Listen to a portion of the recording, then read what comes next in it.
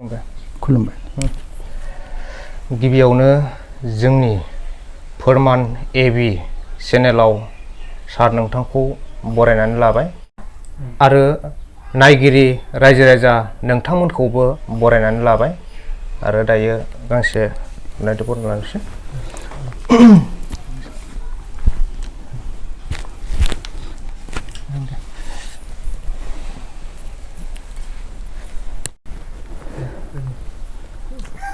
खुलुमबाय बे समाव फोरमान एबि चेनेलनिफ्राय आंनि न'खरसिम फैनानै बिथांमोननि साननायखौ जाफुंहोनो थाखाय जा हाबाफारि लाना फैदों दा बिथांमोनखौ आंनि फारसेथिंनिफ्राय आंनि न'खरनि फारसेथिंनिफ्राय बरायनाय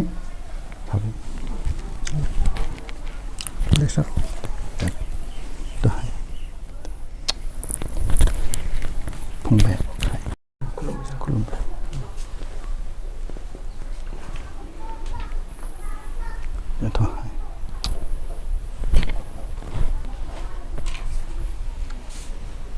दायो सारजों दान्दिसे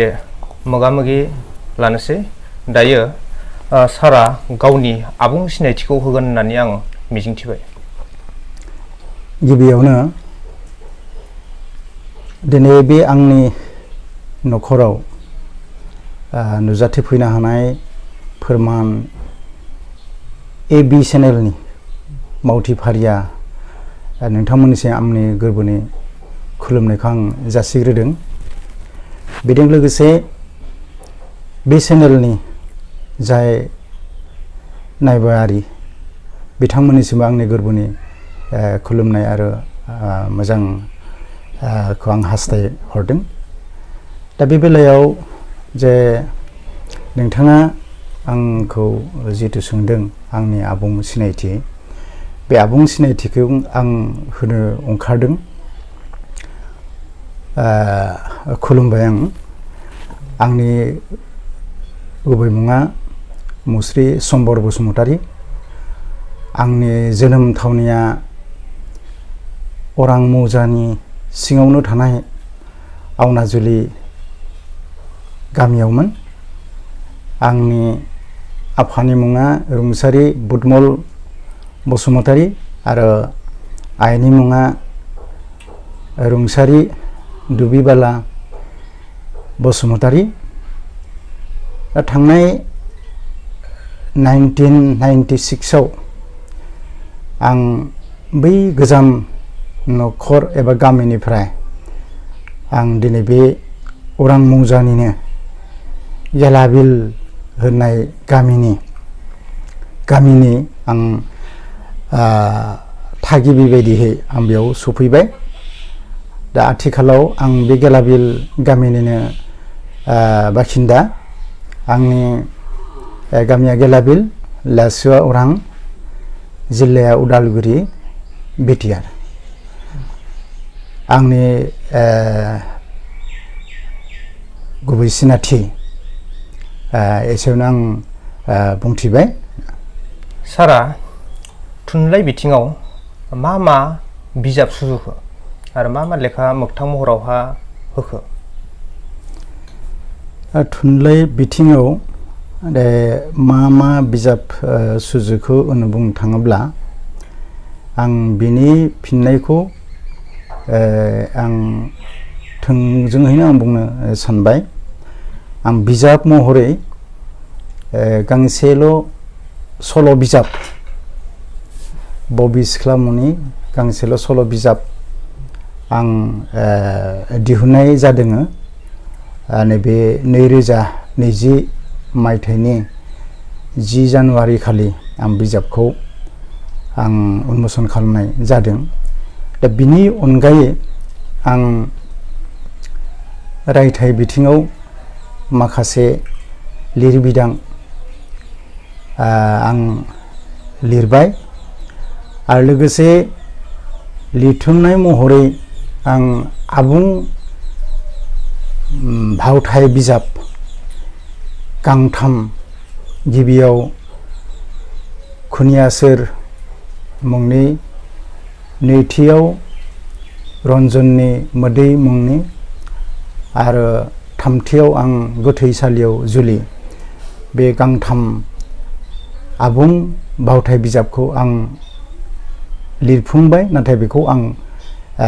जेनेबा बिजाब महरै आं दिहुननो हायाखिसै। बिनि उनाव आं दिन्थिगासे थुन भावथिना बिजाब, थुन भावथिना बिजाब महरै नङा, बेखौ लिरथुमनाय महरै आं लिरबाय। गिबियाव देरहासार, जाय नुजागासे थुन भावथिना बिजाब देरहासारखौ आं 1996 अल इन्डिया रेडिअ गुवाहाटी बड' सेक्सनाव आं फोसावजादों। बिनि उनाव बैसागु, कमलनि बिजामादै, जुवारिनि आखल, गोदान फैसालि, बान्था आरो माखासेखौ दा गोसोखांनो आं हायाखै। आं बेबायदिनो नुजागासे थुन भावथिना बिजाब आं लिरफुंनानै थुनलाइयाव भान्दारि आं एसे होदों होननानै आं सानो। दा बेनिफ्राय थुनलाइ सोरजिनायाव आं ओरैनो खन्थाइ गाव आवरायथ'है, फरायसालियाव फरायसाफोरखौ आवरायहोथ'है मोनफा मोननै आं लिरदोंमोन। असमिया रावहैबो आं लिरदोंमोन। दा बेफोरखौ गोसोआव गैला, नाथाय असमिया रावनि फुजा होनाय खन्थाइया आंहा दा दं, गोसोआव दं। बेनिफ्राय थुनलाइयारि बिथिङाव नैबे रायथाइ बेखौबो आं आर्टिकल महरैसो आं लिरथुमनानै आं दोननो हादों। दा बेफोरखौ आं गोसोआव थायैलाय एसे लिरनाबो लादोंमोन। आं बेखौ फरायथिना होनो आं सानदों। मुंफोरखौ बे जाबाय फरायसा आरो बिनि मावनां बिथिं, धोरोमाव आइजो माहारिनि गोहोम, बर'नि आसार खान्थि आरो इयुन जोलै, गामिनि समाजारि खान्थि आरो बेनि नोजोर, आथिखालनि बर' आइजो आरो बिनि बिबान, समाजनि बिथिङाव, समाज आरो गौथुमारिनो सिजौआरि सोलोंथाइया गोनां, बर'नि समाज खुंनायाव बाथौ धोरोमारि गुरुफोरनि बिहोमा, दोहोरोम बास्लायनाय आरो बिनि नोजोर, बोराइ बाथौ आरो मानसि, बे मोनगुआ बर'नि आर्टिकलमोन। असमिया रावजोंबो आं गांनै आं लिरदोंमोन। असमिया रावजों बर' जनगोष्ठीर कला संस्कृति समूहभाग, आरो नैथियाव आं लिरदोंमोन बर' जनगोष्ठीर जातीय उत्सव। नैबे गांनै मोननै रायथाइ बिदांखौ आं लिरदोंमोन, नाथाय बेखौ आं बिजाब महरै दिनैसिम आं नुजाहोनो आं हायाखिसै। बेनिफ्राय थुनलाइ बिथिङाव आंनि दासिमहालागि बै गोजौ फरायसालियाव फरायनायनिफ्राय दासिमहालागि आंनि जिथु भान्दारि बेयो बेसेनोसै। सार, नोंथांखौ जों मोनथिनो मोनो नोंथाङा देंखोगिरि सुजुगिरि हिसाबैबो नोंथांखौ जोङो मोनथिनो मोनो। सारा दोंबेसेसो देंखो सुजुखो आरो मा देंखो बोबोखो? बेवहाय देंखो सुजुगिरि होननो बुंनो थांब्ला गिबियाव मेथाइनि खोथाखौ बुंग्रोनांगोन, नङा होमबा? बे मेथाइखौ लिरग्रोखांनायनि उनाव बिनि सायाव देंखोखौ होनांगोन। दा बेवहाय आं खोब नैबे हारिमु बिथिङाव बिखेखकै मेथाइनि बिथिङाव आं गोबां मेथाइ आं बिदि लिरदों आं बेखौ बुंनो आं थांला आं देंखो बोनो थाखाय जोबोद मोजां मोनोमोन बै समाव आंनि बे देंखोनि बेलायावहा असे लोगोसे गुवाहाटी अनातार केन्द्रनि बड' सेक्सनाव बड' मेथाइ खनगिरि रुंसारि बिथां मागन मोसाहारिजों कालचार प्रग्रामफोराव थानानै कालचारनि सायाव बिखेखकै मेथाइनि सायाव आंहा मोनसे गोसोआवहा बेरखांफैयोमोन जे मेथाइया मानसि जिउनि थाखाय बेसेबांखिनि आंगो दा बेखौ लानानैनो आंबो ओरैनो बेबायदिनो दोंफा दोंनै आं मेथाइ सुजुदोंमोन बिनिनो दोंसे मेथाइखौ गोदान मेथाइया दोंनैयानो जादों दोंसे मेथाइखौ आं गुवाहाटी अनातार केन्द्र बर' सेक्सनाव नैबे लाइमोन बिफाननि मोनसे अनुस्थान बै समाव दंमोन दा आथिखालाव दङना गैया बेखौ आं मिथिला रेडिअ'दोंबो खोब माबा गैला होनालाय बेवहाय आं दोंनै मेथाइखौ आं फोसावनो हादोंमोन दोंसेया 1996 नि 25 सेप्टेम्बराव आं रेकर्डिं खालामदोंमोन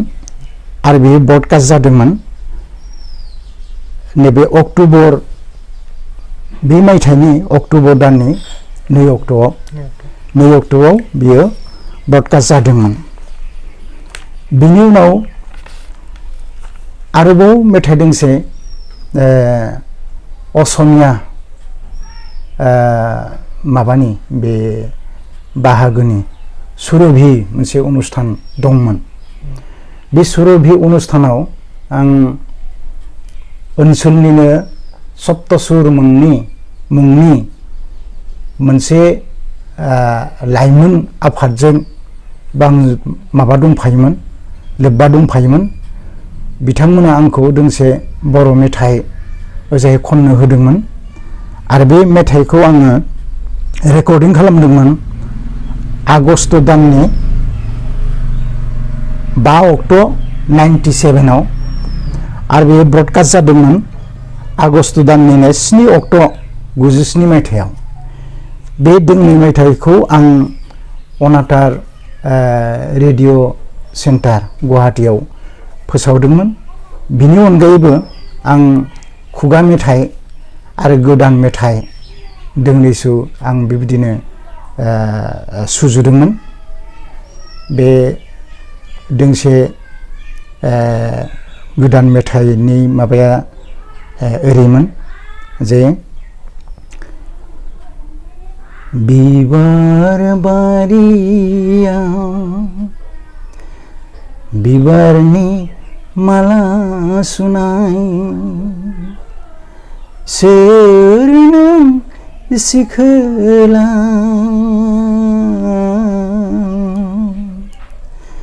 बालें लें दखना गाननाय बे मेथाइखौ गिबि माबायाव होनानै आं सुजुदोंमोन आरो खनदोंमोनबो ओनसोलफोराव प्रग्रामफोराव आरो खुगा मेथाइ दोंसेल' नङा दोंनै दोंथामसो आं बेबायदिनो लिरदोंमोन बेनिनो मोनसेया जोंनि गामियारि ओनसोलाव थानाय माखासे जितु आखुथाय बोराय बुरैफोरनि आखुथायखौ आं सुजुफानानै बेखौ माबादोंमोन बेयाव आं बेखौ ओरै होदोंमोन सुर होदोंमोन ओ खेरेफा हान्द्रिनि बिफा जौ लोङै लोङै हराव हिन्जाव बुबायग्रा बोराय नों गुबै आखला बोराय नों गुबै आखला दा बे गाराङा आथिखालाव बेबायदि बै समनि बायदि जाला आरो बैसोआ बे माबाखौ थिनला होननालाय थेवबो सुरफोरा एसे एसे गोसो थानायखाय आं गिबिनि माबाखौ बोनानै होबाय मोजां जादों सार खननाया बिजों लोगोसे आं जावजा मेथाइ दोंसे आरोबाव गावा रनसायनानै गावा सुर होदोंमोन जे मेथाइखौ ओरैबायदि होदोंमोन आगै गयसिरि माइना थु थांदो निबांनि न' आगै गयसिरि माइना थु थांदो निबांनि न' उनाव बे समावहा हिन्जावसाया खननोसै हाया हाया हाया दा आं थांनो हाया नोंनि न'आव आदाया रायबोला आफाया बुबोला सोर हमथाहैनो आंनि होनना हाया हाया हाया दा आं थांनो हाया नोंनि न'आव ओरै आरो दंबावो आं गिबि माबाखौ आन्था स्टाइल जिथु बेखौ आन्था आं हरनानै खोनासंबाय आरो बिब्दिनो माखासे मेथाइ दंबावोमोन बेफोरखौ गोसोआव गैला आरो मेथाइनि बहियाबो आं बै समावनो आं सोरबा खनगिरिदों लांजादों आरो आं आंनि आखाइनिफ्राय सोरबाया लांबाय आरो बे घुरायनानै फिदिंनानै होआखिसै दा बेबायदि दा बेफोरखौ ओरैनो सम सम गोसोखाङै खाङैसो जेनेबा गोसोआव मोनसे माबाखौ गोजोननायखौ लाबोयो बै समाव जे आं बेबायदि मेथाइ आं खनदोंमोन बेबायदि मेथाइ आं रनसायदोंमोन ओरै लोगो लोब्बायाबो दा बुङो जे सारा बेखिनिखौ लाबोफिननांगौ खिन्थु खोब सानखांबाबो हाजोबला माथो गासैखौबो नै बे माबानि बेलायाव मेथाइनि बेलायाव आं बेखिनिखौ आं बुंबाय आरो रनसायनाय सुजुनाय आरो गारां होनाय मेथाइआ आंहा बेखिनियानो गोसोआव थाबाय सारा मास्टर साख्रिखौ बबे फरायसालियाव फोरोंमोन आरो मा आयदायाव फोरोंमोन आरो बेसेबां बोसोर मास्टर साख्रि मावबोखो फोरोंगिरिनि साख्रि होननानै बुङोब्ला गिबियाव आं आसलते फोरोंगिरिनि साख्रिखौनो मावा होननानै सानग्रोदोंमोन नाथाय न'खरनि अबस्थाया न'खरनि हाल साला जथेस्थ' गाज्रिमोन होननानै बे समाव आंनि बै साननायखौ आं नेवसिनानै दिनै साख्रियाव हाबनायनि हाबाफारिखौनो गोसोखौनो आं थि खालामनायसै दा बे समाव मायथाइया 1982 दुलाराय बर' साहित्य सभाया आसाम नाङैनो बर' मिडियाम इंट्रोड्यूस खालामनो थाखाय जा जायगायाव बर' फरायसाफोर दं फरायनो हाथाव खुदियाफोर दं दा बेफोरबायदि ओनसोलाव थानाय असमिया रावनि फरायसालिफोराव बर' मिडियामखौ सोसननानै मिडियाम सोसननाय थारमाने इंट्रोड्यूस खालामनाय हाबाफारिखौ दुलाराय बर' साहित्य सभाया लादोंमोन लानाय बिथिङावनो जोंनि नैबे अरां ओनसोलावबो गंबा फरायसालियाव मिडियाम इंट्रोड्यूस खालामदोंमोन दा बिनिनो नैबे बटाबारि पुगेला बिल गुदि फरायसालि तारमाने बटाबारि पुगेला बिल प्राथमिक बिद्यालय असमिया रावनि फरायसालियावबो बे ओनसोलनि गेदेमा आरो रावखौ एसे फेहेरनो नाजानाय आगुनि फोरोंगिरि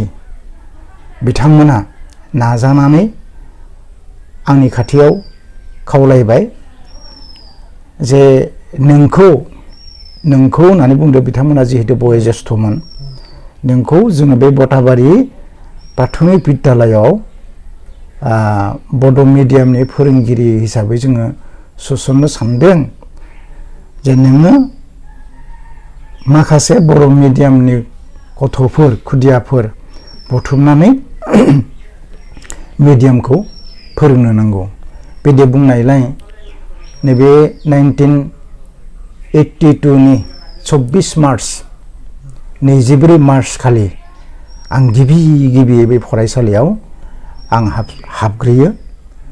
हाबग्रोनानै बै समनिफ्रायनो आं आंनि बे ओनसोलाव थानाय बिखेखকৈ गंनै गामिनि फरायसाफोर बर' फरायसाफोर नैबे थेलामारा गामि आरो आवनाजुलि गामि आंनि गोजाम गामिनि गथ'फोरखौ बड' मिडियाम बर' राव फोरोंनो थाखाय आं हाबाफारि लायो बेनिनो नैबे 1985 नि 20 मार्च खालि 20 सेप्तेम्बराव जोंखौ आंखौ होननानै आं बुंला जोंखौ बे सारा आसामाव जायफोर फोरोंगिरिफोरखौ बर' फोरोंनायनि मोनसे राहा लादोंमोन साहित्य सभाया थिग बिदिनो बैखिनि फरायसालियाव जिखिनि फरायसालिया गनायथि मोनदोंमोन बे गनायथि मोननाय फरायसालिफोरावहाय बर' मिडियामनि फोरोंगिरिफोरखौ नैबे थिसननायलाय सरकारनि फारसेथिंनिफ्राय बिफानारिनि फारसेथिंनिफ्राय जोङो होनाय जादोंमोन आरो बेयाव आसलते इन्टारभिउ जादोंमोन इन्टारभिउआव जोङो उथ्रिनो हादों आरो लोगोसे मावबाय थानाय फोरोंगिरि हिसाबै बेखिनिखौ जोंनो खाबुबो होदोंमोन आरो बेनिफ्राय नैबे 20 सेप्तेम्बराव जोङो नैबे थिसनलाइखौ लाखांनायनि उनाव जों 96आव 95 नि 20 सेप्तेम्बराव जोंनो थिसनलाइ होयो आरो 96आव जोंखौ क'क्राझार बेसिक ट्रेनिं सेन्टाराव नैबे फोरोंगिरिनि हारोंथाइ सोलोंथाइ होनो थाखाय क'क्राझाराव जोंखौ लाङो दानो जोंखौ जोंनो माबा हरो अर्डार कपि हरो बे मथे आङो ओजोंहाय थाहैबाय थाहैनानै 1998 नि नैबे 7 एप्रिलाव जोङो रिजाल्ट मोनो रिजाल्टआवहा मोजां रिजाल्टखौनो जोङो खालामनो हादोंमोन दा बेबायदिहै बै समाव जोङो रेगुलार टिचार हिसाबै जोङो साख्रिखौ जों मोननाय जादोंमोन नाथाय बिनि सिगाङाव जोङो स्टाइपेन्डारि हिसाबै जोंनो 200 होदोंमोन बिनि उनाव जोंनो नैबे 585 जोंनि बेसिक पे दाने बे 585 बेसिक पेनि हिसाबाव जोंनो साख्रिखौ होदोंमोन बेनिफ्राय बे बटाबारि पुबगिलाबिल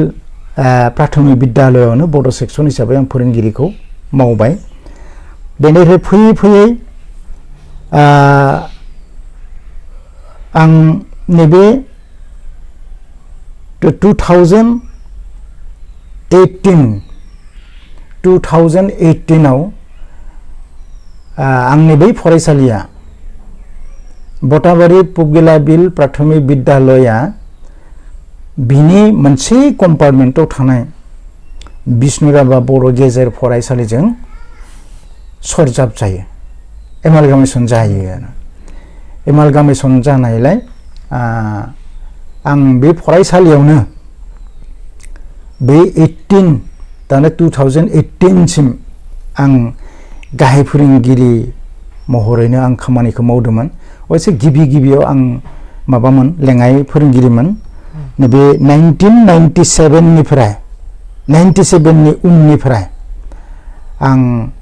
गाहाय फोरोंगिरिनि मासिखौ आं लाबोदोंमोन बेनिफ्राय 2018 सिम आं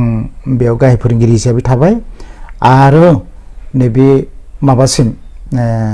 2019नि 31 डिसेम्बरसिम नैबे बिष्णुराभा बर' गेजेर फरायसालियाव आं लोगो गाहाय फोरोंगिरि हिसाबै आं खामानि मावबोबाय आरो दाने आं गुबुन फरायसालियाव आं थांनो मोनाखिसै आरो अफिसनि फारसेथिंनिफ्रायबो आंखौ दैथायहरासै कमिटियाबो बेखौ जेब्लाबो लुबैयाखिसै आंखौ बे फरायसालियावनो एपइन्टमेन्ट होनायनिफ्राय आजिरा मोननायसिमहालागि आजिरा मोननायनि बोसोरनैनि सिगांहालागि बे बटाबारि गेलाबिलावनो दोनबाय आरो बोसोरनैखौ बे फरायसालिनि कम्पार्टमेन्टनि सिङावनो थानाय नैबे बिष्णुराभा गेजेर फरायसालियाव लोगो गाहाय फोरोंगिरि हिसाबै दोनबाय आरो फोरोंगिरि हिसाबै आं बेखिनि समखौनो आं मावबोबाय इसोरनि अननायाव आरो बिफानारिनि अननायाव आंनि फोरोंनाय बिथिङाव आं खुनु दिना अफिसनि फारसेथिंनिफ्राय पाब्लिकनि फारसेथिंनिफ्राय आं जेबो अजद आं दिखांजायाखिसै आं आलो गोजोनैनो आंनि साख्रिनि समखौ आं फोजोबनो हादोंमोन आरो आंनि बे फोरोंगिरि लानाय आरो फोरोंगिरिनि आजिरा मोननायसिमहालागि बुंनो गोनां बाथ्राया एसेनोसै। सारा गोरों फोरोंगिरि बान्थाखौ माब्ला मोननाय आरो बेनि सायाव गुवारै फोरमायगोन होननानै आं आसा फारिनाय थाबाय। बे गोरों फोरोंगिरि हिसाबै आंथ' गिबियाव आं सानाखैमोन जे ओनसोलाव आं दाने गुबुन फोरोंगिरिनिख्रुइ आं सासे गोरोंसिन फोरोंगिरि हिसाबै मोनसे मिथिसार जाहैनो हागोन आं बेखौ आं सानाखैमोन नाथाय आंनि जितु कार्य दक्षता खामानि मावनायनि जितु बिथिं बेफोरखौ अफिसनि फारसेथिंनिफ्राय आरो बेनिफ्राय नैबे जोंहा दिथागिरि एबा पाब्लिक बा कमिटि एसएमसिनि फारसेथिंनिफ्राय एसे नोजोर होबोबाय थादोंमोन बिथांमोना आंनि खामानि मावनायनि बेलायाव फरायसालि मेंटेनेन्सनि बेलायाव फरायसाफोर बुथुमनो हानायनि बेलायाव जे मोनसे समाव आंनि बे गुदि फरायसालियाव ओरैबायदि जादोंमोन माजबाट ओनसोलनि सनितपुर ओनसोलनि एमनखि बिथिं तामुलपुर बाक्सा डिस्ट्रिक्टआव लायो नङा होमबा बे तामुलपुरनिफ्रायबो फरायसा बिनि बाहागिनि न'खराव थानानै आंनि बे गुदि फरायसालियाव बर' रावजों फरायदोंमोन आरो दा बेफोरखौ नुनानै ओनसोलनि दिथागिरिफोरा आंजों सावरायोमोन जे बिनि गुबै जाहोना जाबाय नोंथांनि फोरोंनायनि जितु आदब बे आदबखौ बिथांमोना मोजां नुदों आरो मोजां मोनदों आरो अफिसनि फारसेथिंनिफ्रायबो बेखिनिखौ जों खोनादों बिथांमोना आंखौ एसे खोनासंहोयोमोन आरो बिखेखै एसएमसि आरो दिथागिरिफोरा उनाव थिग बेबायदिनो फैयै फैयै नैबे 1995 मायथाइयाव डिपिपि मुंनि डिस्ट्रिक्ट प्राइमारि एडुकेशन प्रजेक्ट जिल्ला प्राथमिक शिक्षा आसनि होननाय मोनसे आसनिया फैनायाव बे आसनिया जिखिनि दाना फोरोंनायनि जितु आदबफोरखौ जोंनो होबाय बेयाव आं जथेस्थ गोजोननाय मोनदोंमोन आरो बिथांमोन थिननाय बायदि आं खामानिखौ मावफुंनो हादोंमोन आरो मावफुंदोंमोन। दा बिदि फैयै फैयै बिथांमोना नैबे आय'गा आंनो 1997 नैबे क्लास्टार लेभेलाव बेनिफ्राय नैबे मण्डल पर्जायाव मण्डल लेभेलाव आरो जेनेबा आरो बेनिफ्राय डिस्ट्रिक्ट लेभेलाव स्टेट लेभेलावबो आंनो बै आय'गा थामहिनबा DPEP-आ आंनो बान्था होदोंमोन आरो बेनि उनाव थाङै थाङै 2008नि 5 सेप्तेम्बर खालि जिल्लानि गोरों फोरोंगिरि हिसाबै DC-आ आंनो मोनसे माबा होबाय बान्था होबाय बे जिल्लानिफ्राय होनाय बान्था बेनिफ्राय फैयै फैयै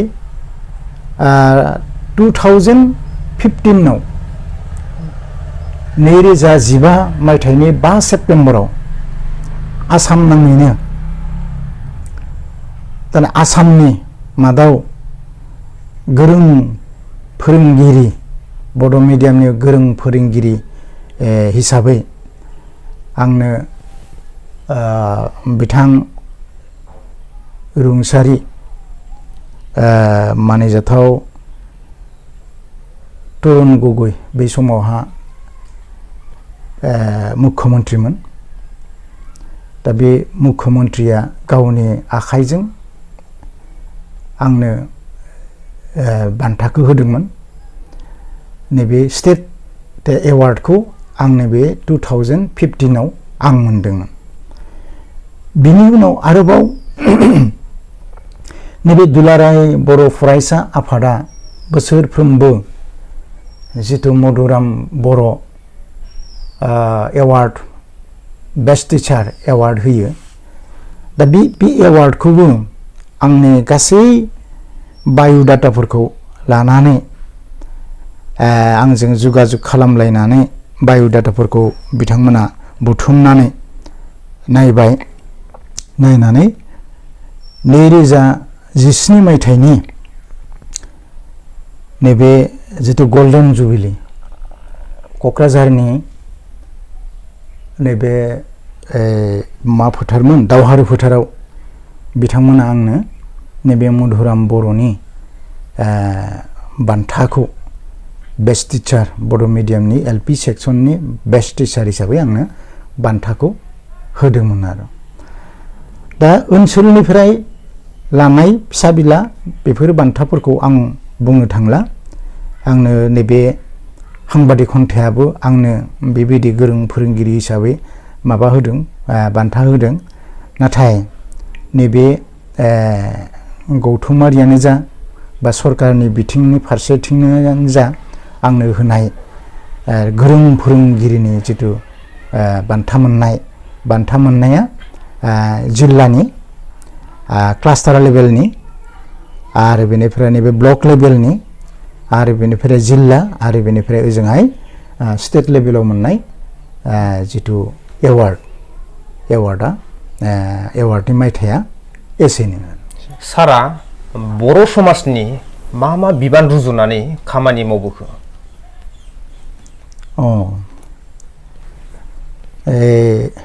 बर' समाजनि बिबान होनना बुङोब्ला आं गिबियावनो आंनि असे गामियाव थानानै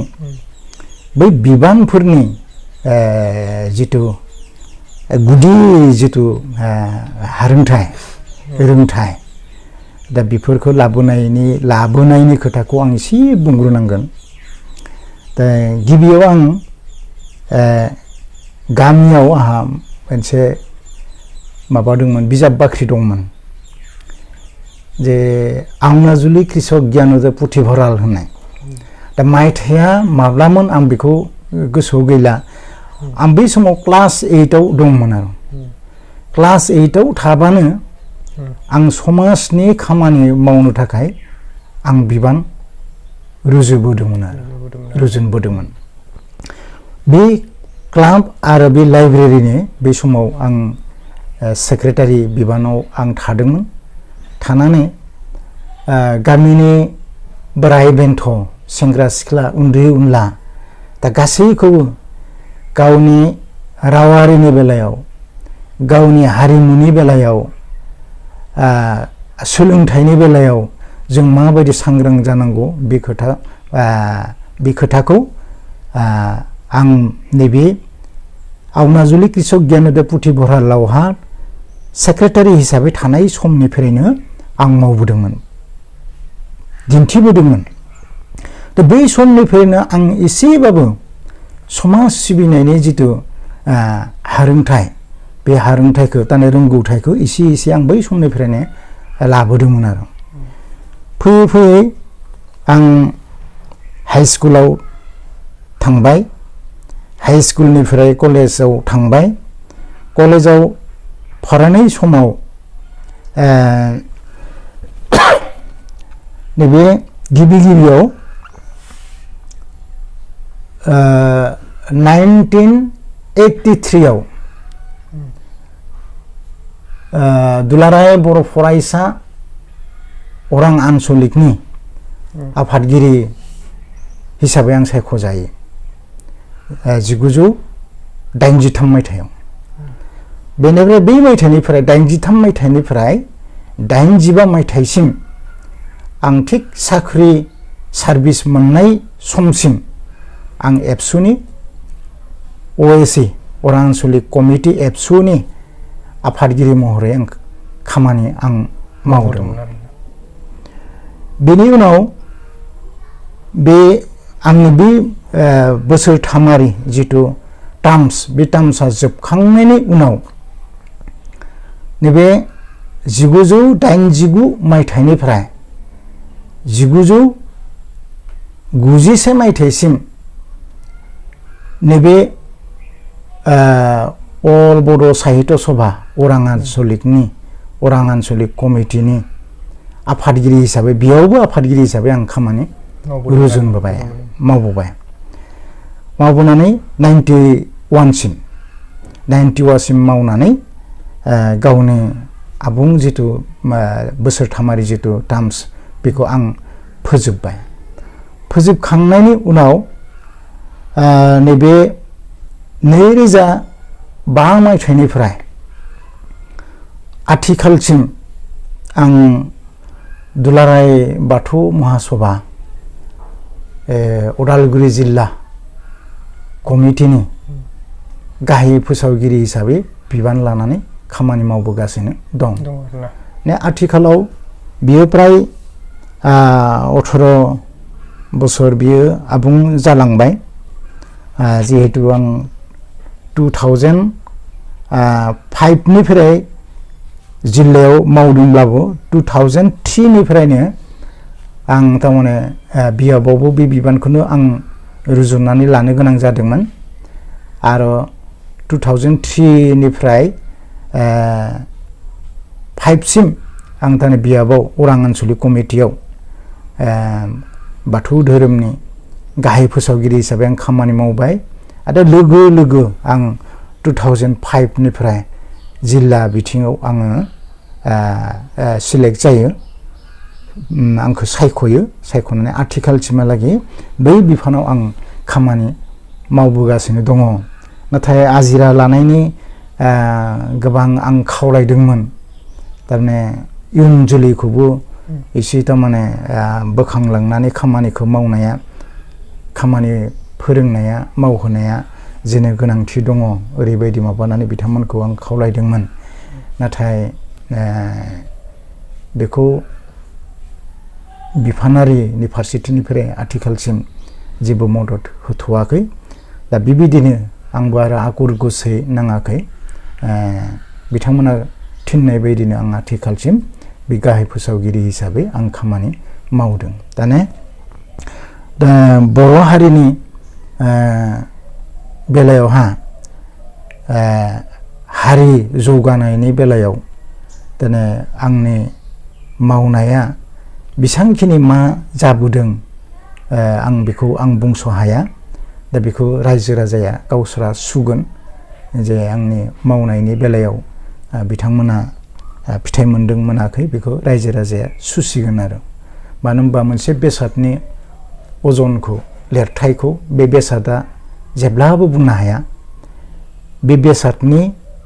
अजनखौ लिरथायखौ मोनसे सुग्रा दाजेमासो दिन्थिना होनो हायो नङा होमबा थिग बिदिनो आंनि अजनाबो बै खामानि मावनायनि बेलायाव बेसेबांखिनि लिरथाय जादों बेखौ पाब्लिकआ रायजो राजाया सुसिगोन दा खामानि मावनायनि बेलायावहा आंनि बर'नि बेलायाव मावनाया एसेनोसै आरो लोगोसे आङो ताने बे फोरोंगिरि समाजनि थाखाय सेन्टारनि दा फोरोंगिरि आं जेलानो रिटायार्ड जायाखैमोन बै समाव गुदि फरायसालिनि मोनसे सेन्टार थायो बे सेन्टारनिबो आफादगिरि महरै आं खामानि मावबोदोंमोन आरो फोरोंगिरि समाजनि आरो दा हारिनि बेलायाव जाथिनि बेलायावहा आं बिबान लाबोनानै खामानि मावनाया एसेनो सारा गेलेनाय बिथिङाव बबे खेलाखौ साबसिन मोनोमोन आरो बबे खेलाखौ गेलेबोदोंमोन बे बिथिङाव बुंनो थाङोब्ला आं एकदम थोंजोङैनो बेखौ आं बुंनोसै आं बयनिख्रुइ साबसिन मोननाय गेले आयदायानो जाबाय फुटबलखौ जोलुरखौ आं मोजां मोनोमोन उन्दै समनिफ्राय जोङो बै जे रबाब माबाया नारेङा बे नारें फिथाइफोरखौ लामाफोरावहाय लोगो लोब्बाजों गेलेनानै जों बोरै फुरथि मोनोमोन जेरै रंजानाय मोनोमोन दा फैयै फैयै बिदिनो गेजेर बैसोआव बेथ' एकदम उन्दै खलबनिमोन बेयो गेजेर बैसोआव जोङो फैसा पाति खांलायलायनानै हाथायावहा बे रबरनि बलफोरखौ बायनानै जोङो गेलेदोंमोन गेलेना फैयै फैयै हाइ स्कुलाव जोंहा टुर्नामेन्ट जायोमोन दा बे टुर्नामेन्टफोरावहाय क्लास कम्पिटिसन बायदिसिना बेफोरावहाय दाना फोरोंगुरुआबो दाना आं मानिनांगोन बुंनांगोन बे समाव जोंहा अरां हायार सेकेन्डारिनि आगुनि प्रिन्सिपाल प्रमद बरुवा बिथाङा नैबे बल हमनाय आदबखौ किपारखौ नों हागोन बसुमतारिया हागोन ओरैबायदि बुंनानै आंखौ बे बिथिङाव बिथाङा लांदोंमोन आरो गिबियाव बिथाङा आखाइजों खुबैनो दाने आंखौ बल हमनाय आदबफोरखौ फोरोंदोंमोन आरो गमायैनो जे आं हाइ स्कुल लाइफआव आं फुटबलनि बेलायावहा प्लेयार हिसाबै आं खालि नैबे किपार हिसाबैसो आं गेलेबोदोंमोन आरो उनाव बेनिफ्राय आथिखालसिमहालागै दासिमहालागै आंखौ नैबे सिनाय मोननाय गामि लांगोनाफोरनि माखासे थारमाने सुबुंफोरा बै समनि गेलेनाय माबाखौ बिथांमोना आवरायो बुङो जे नोंथांनि बल हमनाय जिथु आदब बेखौ जों नुनानै जों गोमोयोमोन आरो बे बेलायाव आंखौ आदायाबो एसे रागा जोंदोंमोन रायदोंमोन बल हमनाय किपारनि माबाया जोबोर डेन्जारेस बे खामानिखौ नों गारनांगौ होननानै आंखौ खावलायदोंमोन आरो गमायैनो जामारदोंमोनबो बल हमनो थांनायाव बोरै बुदों नैबे आंथुफोरा जोखावजायो बेखौ गावनि मेगनजों थारमाने आदाया नुनानैनो आंखौ नोङो मोनसे बिपदजनक लामाथिं थांदों बेखौ नों गारनांगौ होननानै खावलायसेयावबो आं बेखौ आं गाराखैमोन आं किपार हिसाबैनो आं माबादोंमोन गेलेदोंमोन आरो इयुनाव जोङो नैबे गेलाबिल ओनसोलावनो जा बा अरां नैबे जोंहा फरायसा आफादनि फारसेथिं जिथु जोंहा मोनसे माबा दंमोन क्लाब दंमोन फुटबल गेलेनाय मोनसे दोलो दंमोन बे दोलोनि बेलायाव आं बे किपार हिसाबैनो गेलेयोमोन आरो गुबुन गुबुन खेला गेलेनायखौ आं बुङा आं गाज्रि मोना बै खेलाखौ आं गाज्रि मोना थारमाने खेला गेलेनायनि सायाव खेलानि सायावहा खेलुवैफोरा दाने खेलारिफोरा गेलेगिरिफोरा गावबा गाव मोनसे राब थानांगोन नङा होमबा राब थायोब्लासो बे खेलाखौ बिथांमोना गेलेनो हायो दा गुबुन गुबुन खेलायावहा गुबुन गुबुन प्लेयारफोरनि राबा गुबुन गुबुन बेखायनो बे हिसाबै बिथांमोना बिबायदि गेलेदोंमोन खिन्थु आं बांसिन राब मोननाया आरो मोजां मोननाय खेलाया बे फुटबलानोमोन आरो फुटबलावहा आं किपार हिसाबैसो आं गेलेयोमोन आरो एसेनोसै सारा बेसेबांसिम सोलोंथाइ लायामोन आरो मा मा डिप्ल'मा दंमोन सारा दाने सोलोंथाइ होननानै बुङोब्ला आं गिबियाव दहाय एसे बुंबोदों अबयसे नैबे फोरोंगिरि मासि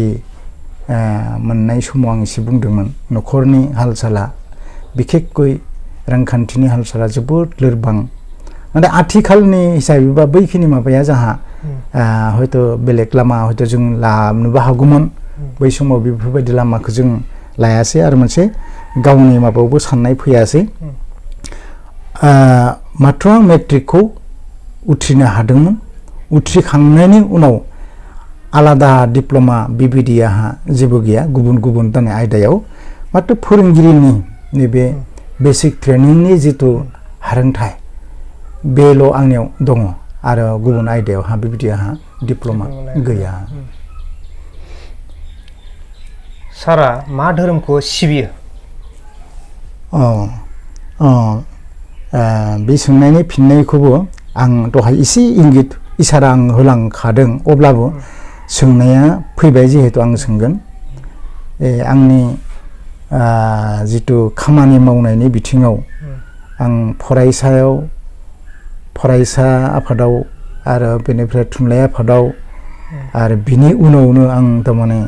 आथिखालसिम मा जानानै दङ बेयावहा एसे आं इंगित इसारा आं होबोदोंमोन अब्लाबो बुंबाय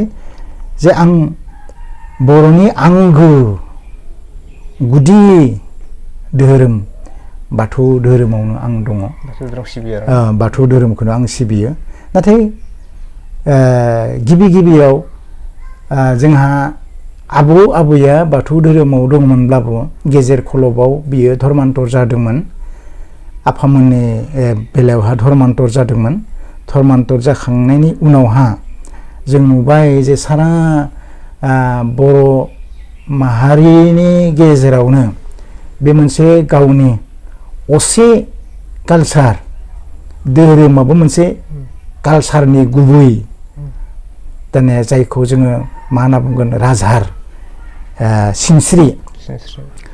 कालचारनि सिनस्रि होननानै बुंजागोन बे कालचारनि सिनस्रि थारमाने हारिनि सिनस्रिया बैयावनो दङ बेखौ सानखांनानै जोङो जोंनि गामि नाङैनो जोङो गुबुन धोरोमाव दङमोनब्लाबो जों इयुनाव बाथौ धोरोमखौ जों आजावबाय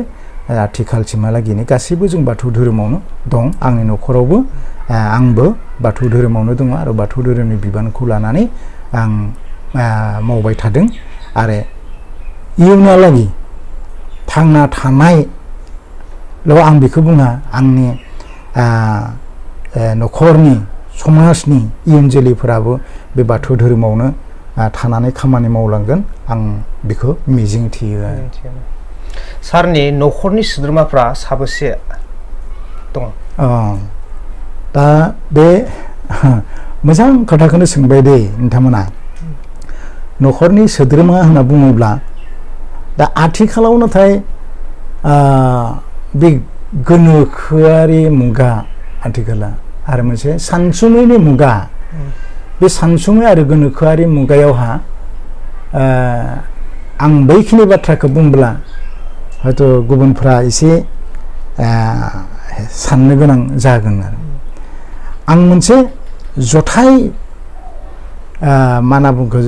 जायखौ असमिया रावजों जौथ परियाल होनना बुङो जौथ परियाल जथाय परियालावहा आं दङ आरो आंहा बिसि दङ गथ' फिसा हौवा साब्रै दं फिसा हिन्जाव गैया फिसा हौवा साब्रै आरो बे फिसा हौवा साब्रैयाबो हाबा जाजोब्बाय गासैबो थारमाने गासैबोनि साब्रैनिबो बिहामजो आंनि न'खराव दङ आरो बै बिहामजो साब्रैनि दाने साब्रै फिसौजो दं आरो फिसाला दाने फिसौजोला गैया फिसौजो गोजा दं बिनिनो गेदेरा क्लास 7आव आथिखालाव नवोदयआवहा मासि सिट मोनबाय बे दाने थांनाय बोसोरावनो नवोदयआव थांनानै फरायगासिनो दङ बेनि उन्दैया क्लास 3आव दङ आरो बेनि उन्दैया क्लास 1 ना बे नार्सारियावसो दंमोन बेनिफ्राय उन्दै फिसौजोआ बोसोरनै जादों दा बै फिसौजोफोरा सोलोंथाइ लानायाबो गासैबो गावनि बिमा रावजोंनो लादों गुबुन राव बेयाव लायाखै इंराजि राव सोलोंनो थाङाखै आरो बेनिफ्राय रावखौथ' जों दाना फरायसालियावनो सोलोंनो हागोन नङा होमबा बे जि मिडियामावनो फराया मानो बे मिडियामनि बे फरायसालियावनो दाने गुबुन रावखौबो बियो थारमाने सोलोंनो हागोन आरो दा बेबायदिखौ साननानै आरो बेबायदिनो अनेक नोजोर दङ थारमाने बर' मिडियामावबो थारमाने मोजां थारमाने इंराजि राव बुंनो हानाय फरायसाफोर आथिखालाव दंसोगारोसै दा बेखायनो जों मिडियामखौ लानानै बेयाव आसलते जोङो माबालायनो खुनु दरखार गैया गावनि बिमानि रावखौ प्राधान्य होनानै जोङो सोलिना थांनाया मोजां बेखौ आं साननानै आंनि फिसाफोराबो गासैबो बर' मिडियाम गोजाजोबमोन गेदेर फिसाया MA बेनिफ्राय गेदेर बिहामजोआ MA बेनिफ्राय नैथि मुङा मामोनलाय गेदेर फिसाज्लानि मुङा रेन्जन बसुमतारी आथिखालाव बे गुदि फरायसालिनिनो गाहाय फोरोंगिरि लोगोसे CRCC आवबो दङ आरो बिहामजोनि मुङा अनजालि बसुमतारी MA बे गेदेर बिहामजोआबो नैथि गेजेर फिसालानि मुङा फिसा हौवानि मुङा जाबाय मनज बसुमतारी BA कमप्लिट दा बे गथ'आ माने बड' मिडियामनि बे हाइ स्कुलाव हाबसननानै दंमोन स्कुला दासिमहालागै जाथ'वाखै आरो बिहामजोआ बे हाइ स्कुलसिमहालागै फरायदोंमोन बेनिफ्राय थामथि फिसा हौवाया जाबाय राजेश बसुमतारी बे हाई सेकेन्डारि आथिखालावहा फालांगि मावो फालांगि माने थारमाने बे गला मोनसे खुलिनानै लाबाय बिहामजोनि मुङा मयना बसुमतारी हायार सेकेन्डारि न'खरनि माइनाव न'खराव खामानि मावो बेनिफ्राय ब्रैथि जोबथा फिसा हौवाया जयन्त बसुमतारी ग्रेजुवेट बे फिसा हौवायाबो थारमाने बे फालांगियानो मावो मोनसे गला खुलिनानै लाबाय बे कम्पिउटार आरो लोगोसे मबाइल हेन्डसेट बेनिफ्राय DTP जेरेक्स बेनिफ्राय आरो बे सिम कार्ड बायदिसिनाफोरखौ बियो बेबहार खालामो आरो बेनिफ्राय बिसिया थारमाने जोबथा बिहामजोआ ब्रैथि बिहामजोआ मैनाथि बसुमतारी बेबो थारमाने न'खरनिनो माइनाव न'खरनि खामानि मावग्रा आरो फिसौजो साब्रैखौथ' दहायनो बुंखाबाय दा फिसाफोरनि मुं आरो बेनिफ्राय बिसोरनि मावनाय दांनाय आरो बिसोरनि रोंगौथिखौ आं एसेयावनो बुंथ'नानै फोजोबथ'बाय सारखौ जोबथा सोंथियाव आं मोनसे सोंथि सोंनोसो सानबाय सारा बर' हारिनि थाखाय मा बोसोन होलांनो सानो बेथ' बिराद गिदिर सोंथि नंगौ दाने हारिया जौगानोब्ला निश्चय सोरबा गेदेमा सुबुंफोरनि बोसोनफोरखौ लानानै जों खामानि मावलांनाया गोनां जों गेदेमा सुबुं नङा आं जों होनना बुङाखै आं गेदेमा सुबुं नङा आंबो बै गेदेमा सुबुंफोरनि बोसोनफोरखौ लानानैनो गावनि खामानियाव दिनैसिम आं जौगालु बिथिङाव आं फैनो हादोंमोन थिग बेबायदिनो समाजाबो बर' समाजाबो खालि बर' गेदेमा सुबुं नङा, बर'निल' नङा, गुबुन गुबुन रावारिफोरनि गेदेमा सुबुंफोरनि बोसोनफोरखौ लानानै खामानि मावलाङोब्ला दाना बियो जोबोद मोजां जागोन। थारमाने जेरै आनन्दराम ढेकियाल फुकना मोनसे खोथा बुंदोंमोन जे অসম হাবিগুছি ফুলবাৰী হ'ব, খেৰৰ ছাল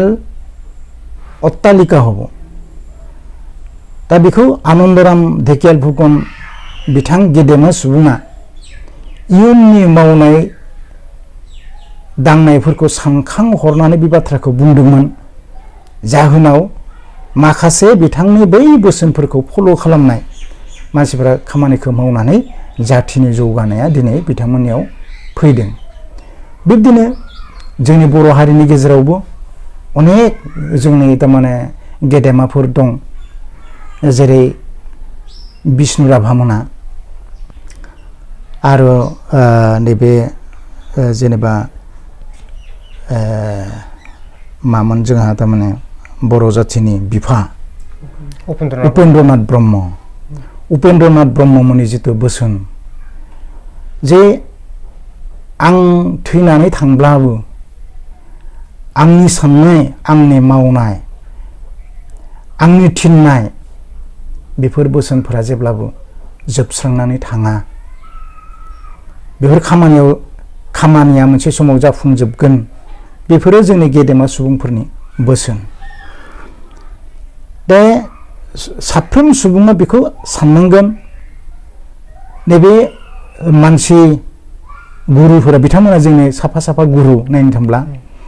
बे मानसि गुरुआ बुंनायनि अनगायैबो जोंनि श्रेष्ठतम गुरु जायखौ जों बयनिख्रुइ देरसिन जों इसोर होननानै बुङो। इसोरनि सान्थौखौ जों जुदि नाहरोब्ला जों बेखौ नुना मोनहरो जे इसोरनि सान्थौ बायदिब्ला इसोरा नोंखौ हारसिङै बे बुहुमाव जोनोम हराखै, नोंखौ हारसिङै बेयाव जोनोम हराखै, नोंखौ हारसिङै बेयावहा जानो लोंनो मावनो दांनो थाखाय नोंखौ जोनोम हराखै। मा होननानै जोनोम हरदों? नों बुहुमाव थां, सुबुं हिसाबै जोनोम लाहैथां, नाथाय नोंजों लोगोसे आं 10 जन मानसिखौ नों बायदि जानो थाखाय नों बोसोन हो। इसोरा बैखौसो जोंखौ थिनहरदों, बेबायदि जोंखौ थिनहरदों। अब्ला जों साफ्रोमबो सुबुंफोरा गावनि रोंगौथिखौ सोरनोबा जुदि बोसोन जुदि होयोब्ला, मोजांखौ जुदि बोसोन होयोब्ला, जे नोंथाङा मोनजि खामानिनि बोसोन होबाय, मोजां बोसोन इसोरा थिननाय, आं मोनजि 60 मानसिखौ दाने मोजां बोसोन होबाय, ओइ सोरबा मिस्टार एक्सआ दाने बिदिनो 60 सुबुंखौ बोसोन होबाय, बिदि बयबो 60 सुबुंखौ मोजां जुदि बोसोन होयोब्ला गाज्रि बेसाद बे बुहुमाव बा गाज्रि सुबुं बे बुहुमाव सोरबाफोर थागोन नामा? बाबु थानायथ' नङा। बयबो मोजां जाजोबगोन बा मोजां जायोब्लानो आलो गोजोना फैगोना। बेखायनो जों बै गुरुफोरा बुंनाय बा जोंनि महापुरुषफोरा बुंनाय, गेदेमा सुबुंफोरा बुंनाय बोसोनफोरखौ जों लाखिलायनानै खामानि मावलांनाया जोंनि नितान्त दरखार जानानै दं। नाथाय आथिखालाव जों नुदों रावखौ लानाबो एना एनि, गाननाय जोमनायखौ लानाबो एना एनि, थांना थानायनि आदबफोरखौ लानानैबो एना एनि, आरो नैबे माबानि बिथिङावथ' आरो दंबावोसो, राजखान्थियारिनि बिथिङावथ' आरो दंबावोसो, नङा होमबा? दा बेखायनो बेफोरखौ गासैखौबो ताने नेवसिजोबनानै जों बयबो जों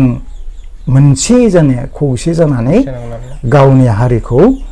जौगाहोनायावहा बिहोमा होनाया जोंनि नितान्त दरखार दङ आरो। बेखायनो गेदेमा सुबुं बिथांमोनखौ, बिबानगिरि बिथांमोनखौ, बे राजखान्थियानो जाया मानो बा बबेबा मोनसे संगठननि दैदेनगिरियानो जाया मानो, बयबो दाने बिथांमोना दाने जाथिनि थाखायनो खामानि मावगासिनो दङ, जाथिनि मोजांनि थाखायनो खामानि मावगासिनो दङ। बिथांमोननि साननाय हनाया जाहाथे मोनसे जागोन, सोरबाया माबा मोनसे जोंखौ एरदों जोंनि गाज्रिनि थाखाय सोरबाया एरदों बेखौ जों गुसु मेलेमजों सानखांलायनानै बेखौ जों सम्पुर्ण तिरस्कार खालामालासेनो जोंनि कौशलजों जोंनि बुद्धिजों सोलोजों बेखौ जोङो लासैहै बेनिफ्राय आनज्रायनानै जोंनि जाथिनि जौगानायनि बेलायाव खामानि मावलांनायासो जाहा दरखार दङ। बेखायनो आं गासै बिफानारिनि गेदेमा बिथांमोनखौ आं खावलायदों जे बिथांमोना जाहाथे गावबा गाव सुंथाब गोसोखौ साननानै थालायालासेनो बयबो खौसे जालायनानै खामानिखौ मावलांनानै बयखौबो मोजां बिथिङावहा मदद होलायगोन आं बेखौ सानदों। जेरै फोरोंगिरिफोरखौ गावनि असे रावजों गावनि गथ'आनो जा गावनि ओनसोलनि फरायसायानो जा गुबुन गुबुन फरायसायानो जा बिसोरखौ हानायमानि गावनि बिथिंथिं गाले जोंहा जिहेतु एसे खहा जालांगासिनो दङ बेफोरखौ जों बुजिलायनानै फिन गावनि बे हारिमु बेफोरखौ जौगाहोलांनायाव रावनि बेलायाव जौगाहोलांनायाव एसे गावा मदद होलायगोन बेखौ आं आंनि फारसेथिंनिफ्राय आं खावलायनाय थाबाय। बेखिनि खामानिखौ जों मावलाङोब्ला थारैनो बै आनन्दराम ढेकियाल फुकना बुंनाय बायदि साफ्रोम बर'नि न'खराबो बै गोदोनि नारा देरा गोबाया खारनानै अट्टालिका जागोन, न'खरफोरा हाग्रा बंग्रा जोबनानै बिबार बारि जागोन आरो बेखिनिखौनो जों बयबो लुबैयो आरो दा बेखायनो आं बयखौबो खौसे जानानै आवगायलांनायखौ आंनि फारसेथिंनिफ्राय आं लुबैयो आरो बेखिनिखौ जागोनखौ आं बयखौबो आं खावलायनाय थाबाय एसेनोसै। दिनैनि सारजों मोगा मोगि लानायावहा सारा गावनि बेसेन गोसा समखौ आंजों जाफुंसार दिनैनि बे सावरायनाय मोगा मोगि लानाय आयदायावहा जाफुंसार होनायनि थाखाय सारनिसिम आंनि गोसो गोरबोनिफ्राय रोजा रोजा साबायखर बावनाय थाबाय सारनिसिम। दे खुलुमबाय।